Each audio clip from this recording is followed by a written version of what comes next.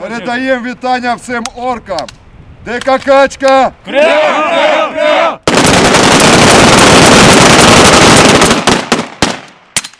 Тепер берете і чистите мій автомат. Тракторист усрався. Все, ми поїхали. Нам треба... Сапери сказали, що підірвався їхній командир на замінованій дорозі. Вони там працювали чи просто... Ну, ми попередньо там були вже і міну знайшли протитанкову. Вона прямо на дорозі була.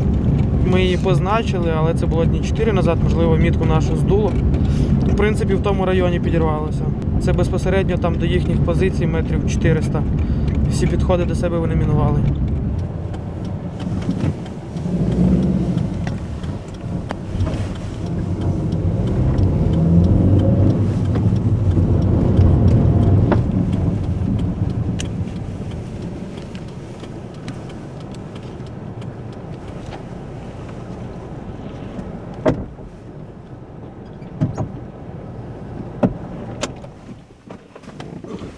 Це техніка противника, бійців Руської Федерації, Руської армії, які зайшли на нашу територію, на нашу землю, щоб знищувати наш народ. Орієнтовно о 9 годині ранку прийшла інформація. На той момент у нас були очі в таких населених пунктах, як Андріївка, Липівка, про те, що йде колона. Ми з частиною нашої групи видвинулися на висотку. Висотка по напрямку села Липівка. І коригували хід даної колони. Тобто ми передавали інформацію, куди колона двигається. Частина колони пішла по напрямку Житомирської дороги, Житомирської траси. Частина колони повернула в цю посадку. Їх тут на той момент ми налічили близько 20 одиниць техніки. Саме тут був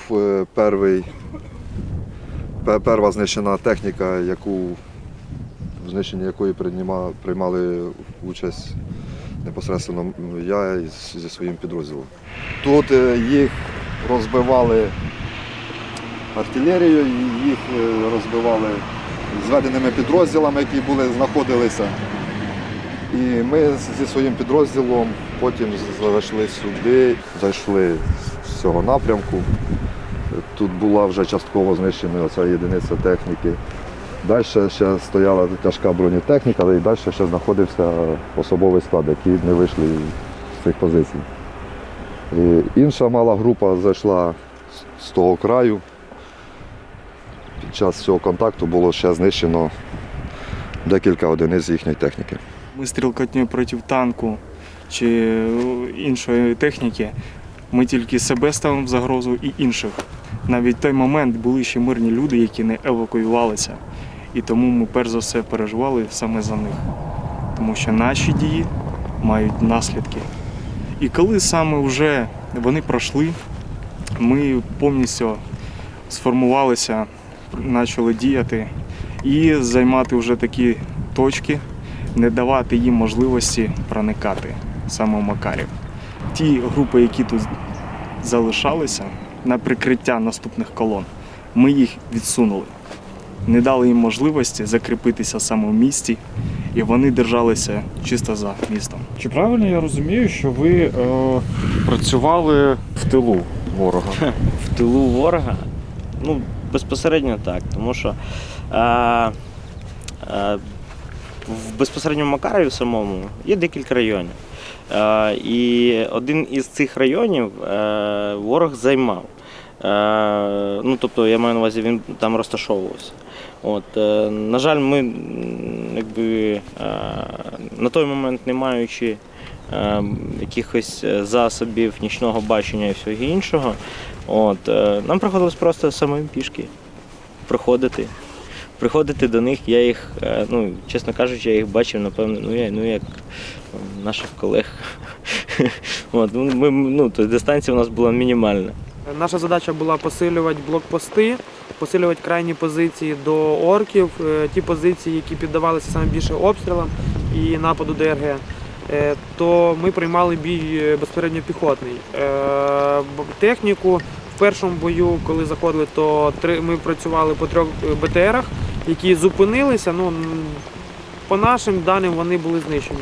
Безпосередньо бензовоз, який був на окружній дорозі, це наша безпосередня робота, це те, що ми можемо підтвердити 100%, що то ми його спалили. Ми не давали бій всередині міста, бо дуже багато цивільних було, це перше, а друге, в нас не було протитанкових засобів, які дійсно могли б зупинити колону. І ну, самі розумієте, що якщо ми почали бій в місті без протитанкових засобів, ми б не нанесли ніяких втрат їм і понесли б втрати серед цивільного населення і серед військових. Ну, це невиправдані втрати. Знаєте, за Україну не треба помирати, за Україну треба жити. Були наміри, щоб захватити населений пункт, дуже зручне географічне розташування і також дорожні розв'язки для того, щоб тут був плацдарм. Ці дії ми пресікли.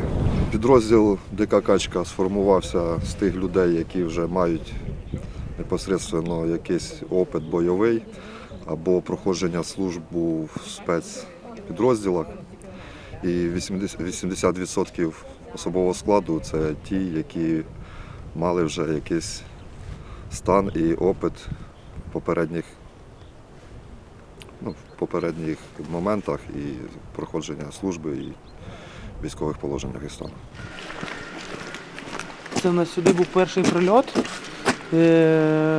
Прилетіли гради, і тут був перший 200-й із наших бійців.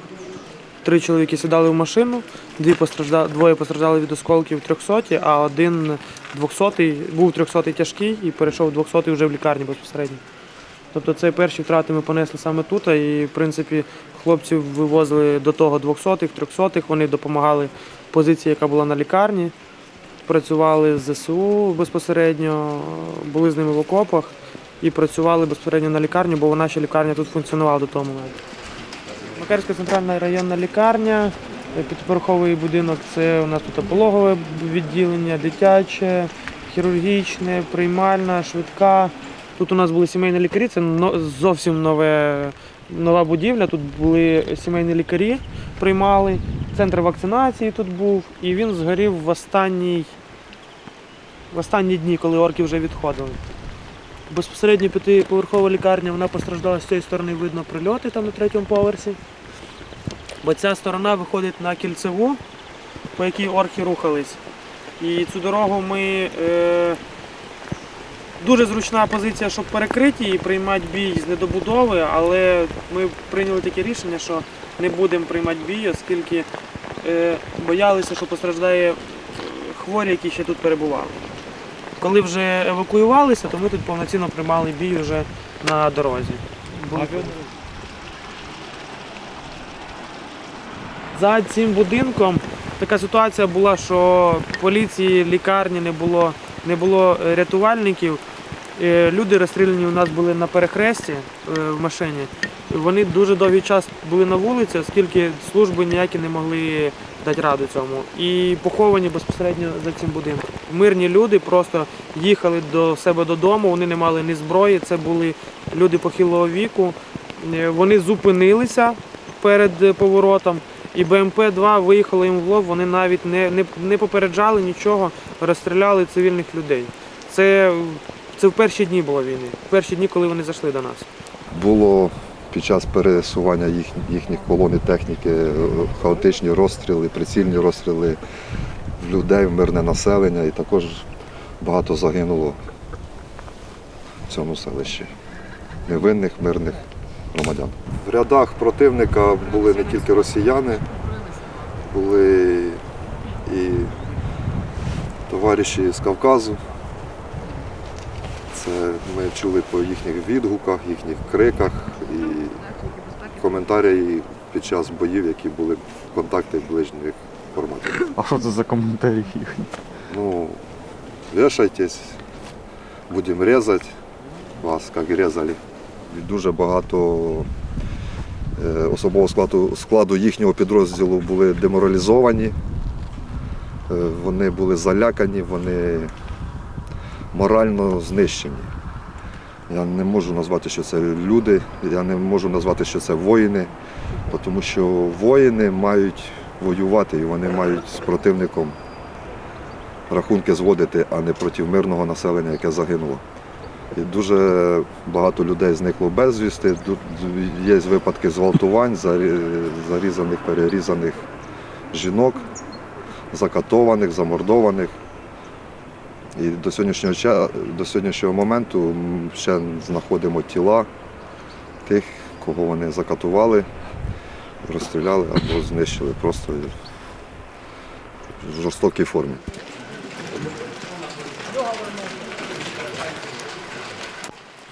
Ми, коли вони вже відійшли, ми зайшли до людей, ми максимально всіх евакуювали, хто не зміг евакуюватися.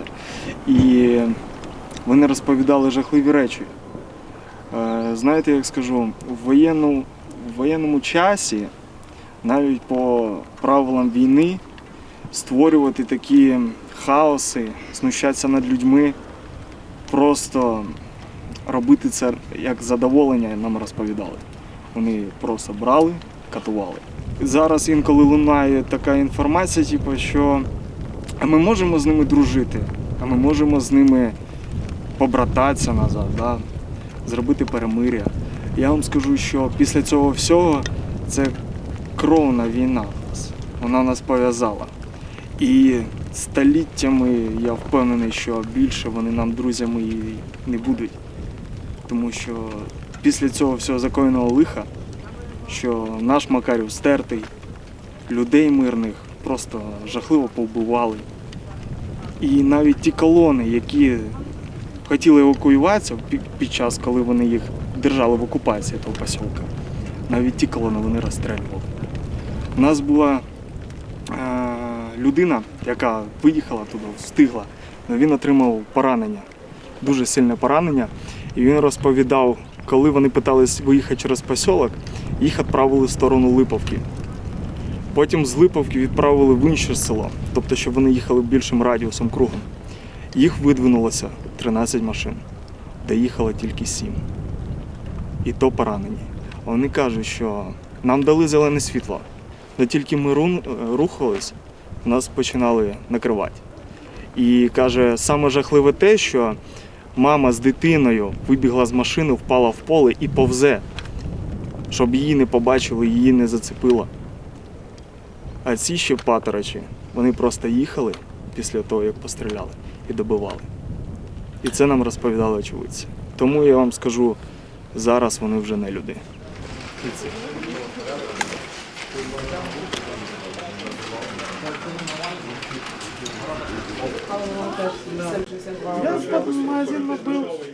Все забезпечення, яке в нас є, це волонтерське забезпечення, що стосується одягу і там одягу, бронеплит і всього іншого. Це волонтерське забезпечення.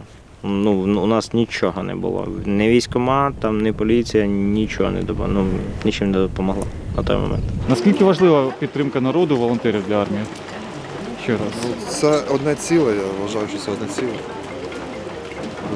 Дійсно, вони і годують, вони і одягають, вони і лікують, вони допомагають і зраненими, пораненими, вони допомагають з тілами загиблих, вони все це допомагають.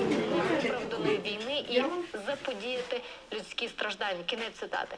Нагадаю, Жозеп Борель разом з головою Єврокомісії Урсулою фон дер Ляєн.